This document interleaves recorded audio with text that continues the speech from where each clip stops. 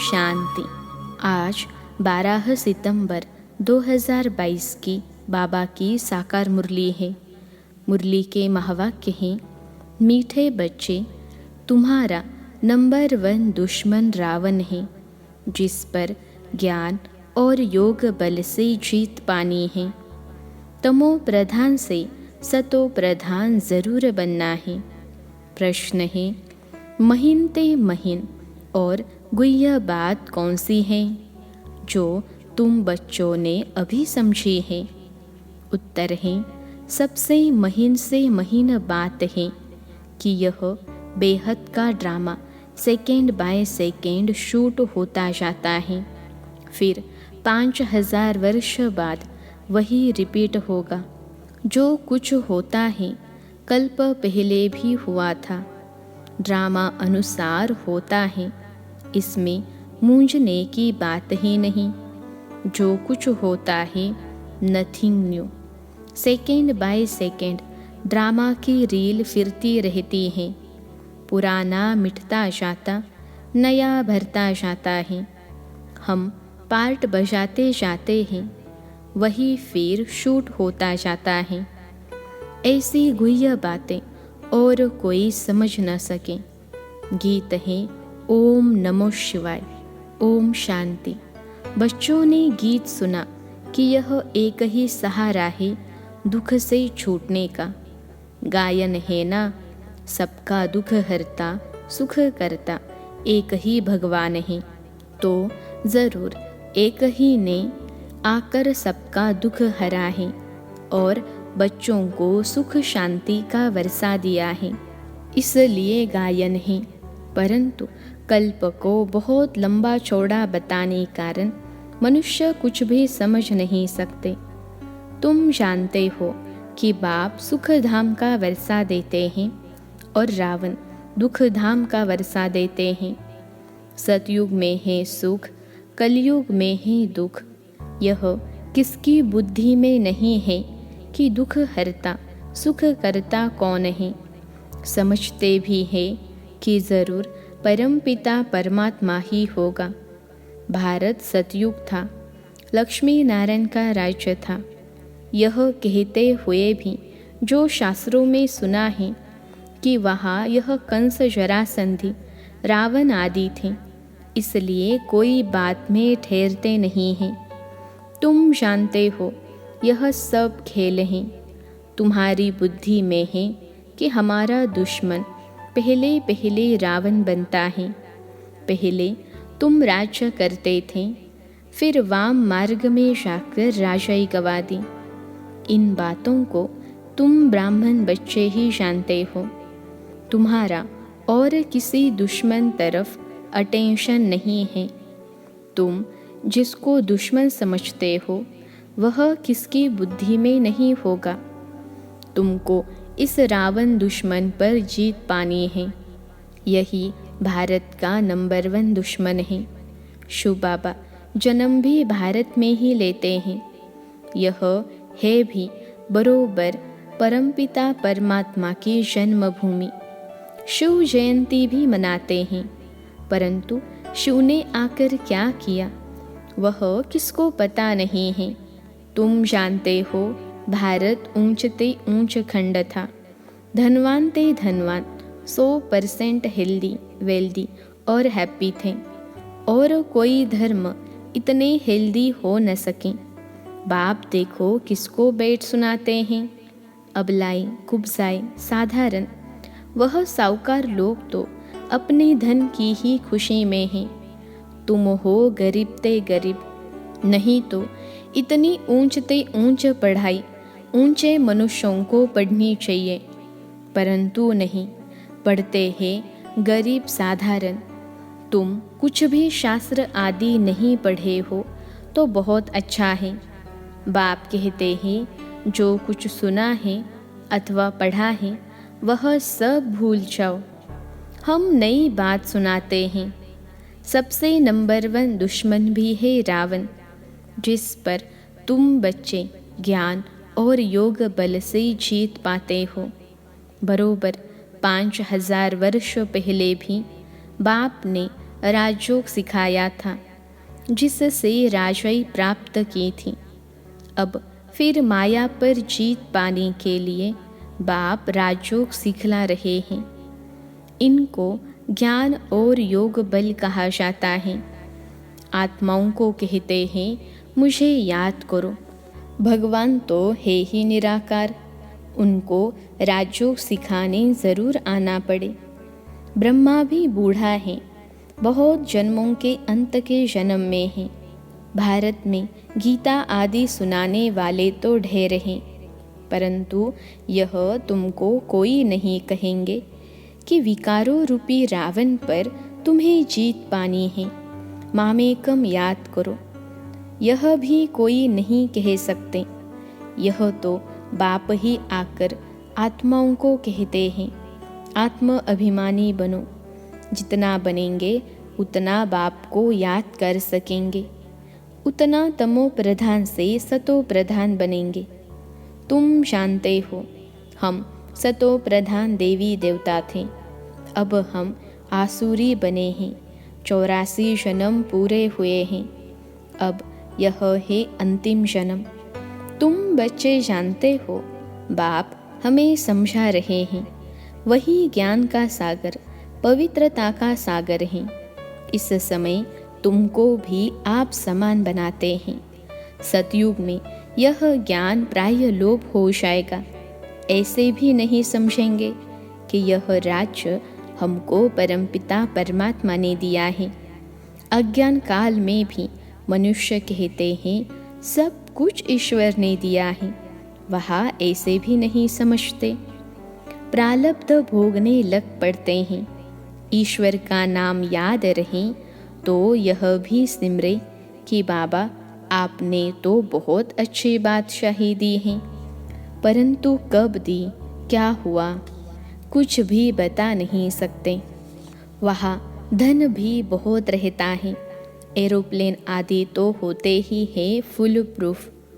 अब तुम बच्चे किस धुन में हो, दुनिया किस धुन में है, यह भी तुम जानते हो।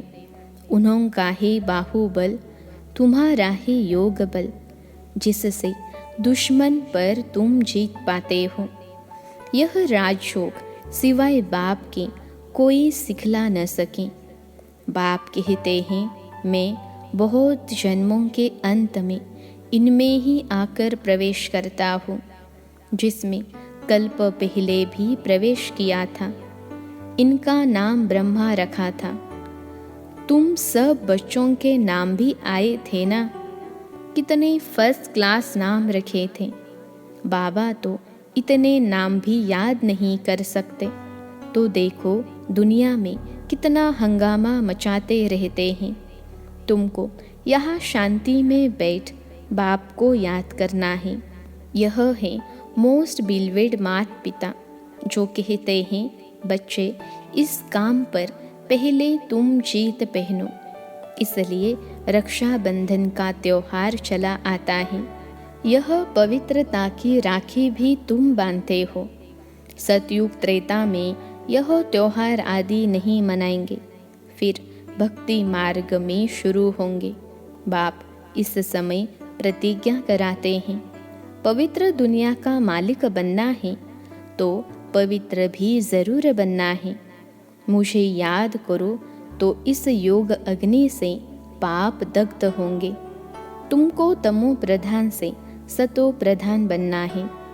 कोई तो नापास भी हो जाते हैं, जिसकी निशानी भी राम को दिखाई है। बाकी कोई हिंसा आदि की बात नहीं। तुम भी क्षत्रिय हो, माया पर जीत पाने वाले, जीत न पाने वाले नापास हो पड़ते। 16 कला के बदले 14 कला बन पड़ते हैं। कोई सतो प्रधान, कोई फिर रजो भी बनते हैं। वैसे फिर राजधानी में भी नंबरवार पद होगा। जो ब्रह्मा कुमार कुमारी कहलाते हैं, वही वर्षे के हकदार बनते हैं। फिर इसमें जो पुरुषार्थ करेंगे और कराएंगे, बहुतों को आप समान बनाने की सर्विस की है। तुमको इस अंतिम जन्म में ही तमो प्रधान से सतो प्रधान बनना है। यह है रूहानी भट्टी। वह जो कराची में तुम्हारी भट्टी बनी वह और बात थी। यह योग की भट्टी और है। यह है योग बल की भट्टी जिसमें कीचड़ा सब निकल जाता है। वहाँ तो तुम अपनी भट्टी में थे, कोई से मिलना नहीं होता था। यह है योग की भट्टी। अपने लिए मेहनत करनी होती है। आत्मा ही समझती है, आत्मा ही ज्ञान सुनती है ऑर्गन्स द्वारा। आत्मा ही संस्कार ले जाती है। जैसे बाबा लड़ाई वालों का मिसाल देते हैं। संस्कार ले जाते हैं ना, दूसरे जन्म में फिर लड़ाई में ही चले जाते हैं। वैसे तुम बच्चे भी संस्कार ले जाते हो। वह जिस्मानी मिलिट्री में चले जाते हैं। तुम्हारे में से भी कोई शरीर छोड़ते हैं तो इस रूहानी मिलिट्री में आ जाते हैं। कर्मों का हिसाब किताब बीच में चुकतू करने जाते हैं। ऐसे बहुत होंगे। एक एक के लिए बाप से थोड़े ही पूछना है। बाप कहेंगे, इससे तुम्हारा क्या फ़ायदा? तुम अपने धंधे में रहो, पापों को भस्म करने का ख्याल करो। यह भोग आदि जो लगाते हैं यह भी ड्रामा में है, जो सेकंड बाय सेकंड होता है। ड्रामा शूट होता जाता है, फिर 5000 वर्ष बाद वही रिपीट होगा। जो कुछ होता है कल्प पहले भी हुआ था, ड्रामा अनुसार होता है। इसमें मूंझने की बात ही नहीं। जो कुछ होता है nothing new. Second by second drama की रील फिरती रहती है। पुराना मिटता जाता, नया भरता जाता है। हम पार्ट बजाते जाते हैं, वही फिर शूट होता जाता है। यह महीन बातें कोई शास्त्रों में नहीं है। तुम बच्चों को पहले पहले यह निश्चय करना है कि बाप स्वर्ग की स्थापना करने वाला है। बरोबर भारत को बाप से स्वर्ग का वर्षा मिला था, फिर कैसे गवाया यह समझाना पड़े।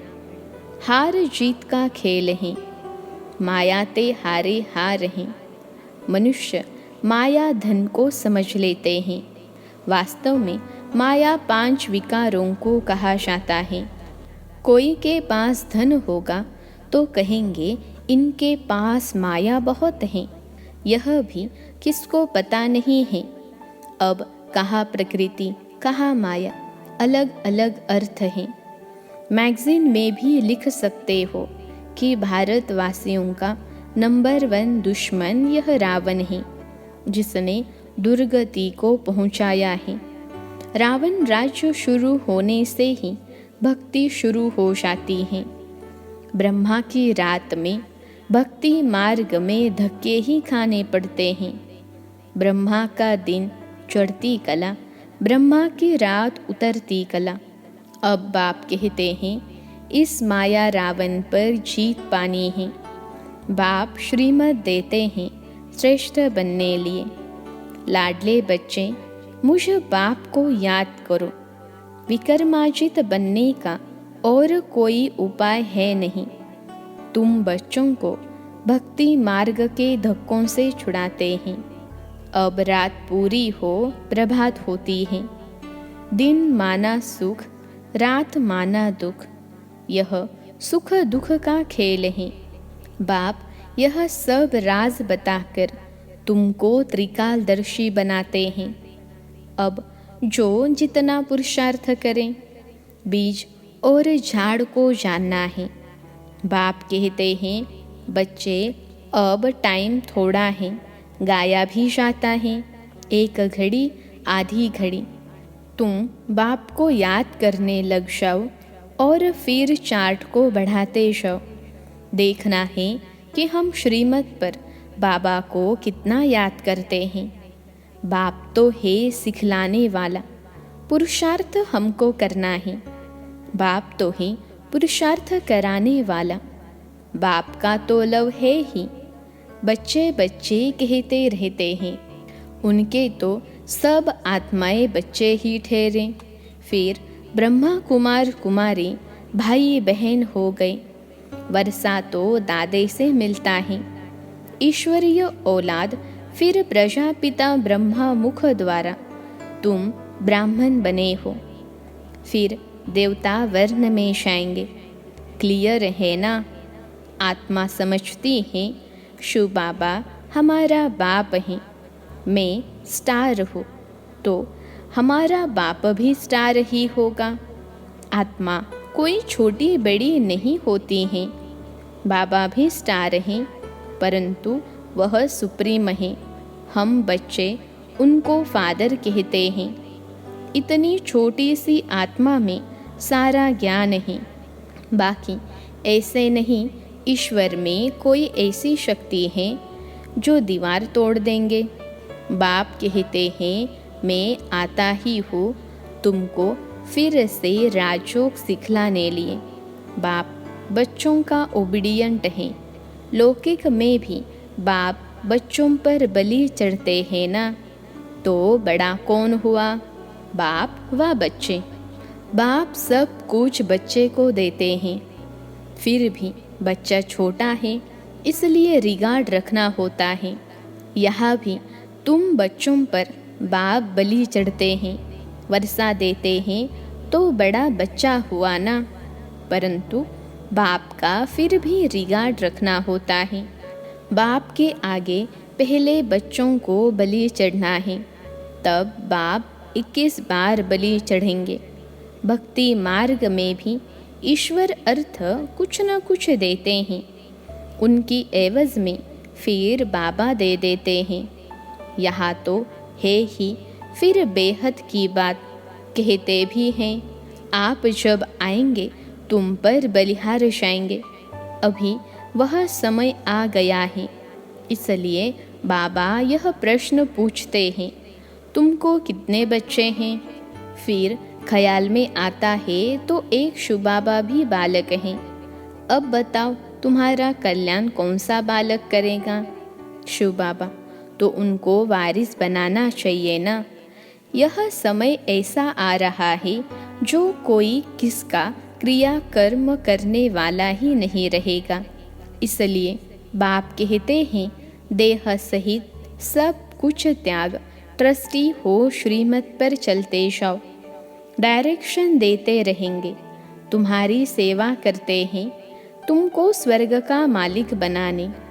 हम तो निष्कामी हैं, सर्व का सद्गति दाता एक बाप ही निष्कामी है ना। वह एवर पावन है। बाप कहते हैं बच्चे मददगार बनो। हमारा मददगार गोया अपना मददगार बनते हो। अच्छा, मीठे मीठे सिखलते बच्चों प्रति मात पिता बाप दादा का याद प्यार और गुड मॉर्निंग। रूहानी बाप की रूहानी बच्चों को नमस्ते। हम रूहानी बच्चों के सिखलते रूहानी मात पिता बाप दादा को याद प्यार, गुड मॉर्निंग और नमस्ते बाबा नमस्ते। धारणा के लिए मुख्य सार पहली पॉइंट है सदा अपनी धुन में रहना है। अपने पापों को भस्म करने का ख्याल करना है। दूसरी बातों के प्रश्नों में नहीं जाना है। अपने संस्कारों को परिवर्तन करने के लिए योग की भट्टी में रहना है। दूसरी पॉइंट है देह सहित सब कुछ त्याग, पूरा ट्रस्टी हो श्रीमत पर चलना है। बाप का पूरा रिगार्ड रखना है, मददगार बनना है। आज का वरदान है मेरेपन के अधिकार को समाप्त कर क्रोध व अभिमान पर विजयी बनने वाले कर्म बंधन मुक्त भव। मेरेपन के अधिकार को समाप्त कर क्रोध व अभिमान पर विजयी बनने वाले कर्म बंधन मुक्त भव। विश्लेषण है जहाँ मेरेपन का अधिकार रखते हो कि ये क्यों किया, यह मेरी है या मेरा है, तो क्रोध अभिमान या मोह आता है, लेकिन यह सेवा के साथी हैं, न कि मेरे का अधिकार है। जब मेरा नहीं तो क्रोध मोह का कर्म बंधन भी नहीं। तो कर्म बंधनों से मुक्त होने के लिए एक बाप को अपना संसार बना लो। एक बाप दूसरा न कोई। एक बाप ही संसार बन गया तो कोई आकर्षण नहीं, कोई कमज़ोर संस्कारों का भी बंधन नहीं। सब मेरा मेरा एक मेरे बाप में समा जाता है। आज का स्लोगन है, मास्टर सर्वशक्तिमान वह है जो समय प्रमाण हर गुण हर शक्ति को कार्य में लगाए। मास्टर सर्वशक्तिमान वह है जो समय प्रमाण हर गुण हर शक्ति को कार्य में लगाए। अच्छा, ओम शांति।